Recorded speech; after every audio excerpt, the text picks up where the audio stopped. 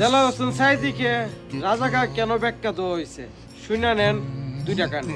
Practice তার মানে কি মুক্তিযোদ্ধার সন্তান নাতিপুতিরা কেউ মেধাবী না, যত রাজাকারের বাচ্চারা নাতিপুতি হলো মেধাবী, তাই না?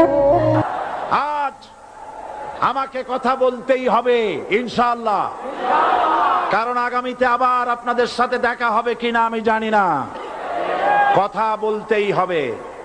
বিড়ালের মতো 500 বছর বেঁচে থাকার কোনো লাভ নাই। সিংহের মতো 1 ঘন্টা বাঁচতে চাই।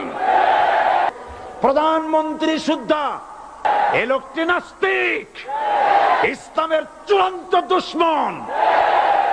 তার প্রণীত শিক্ষা ব্যবস্থার যখন সমালোচনা করছিলাম, ট্রেজারি বেঞ্চ থেকে আমাকে বলা হলো রাজাকার।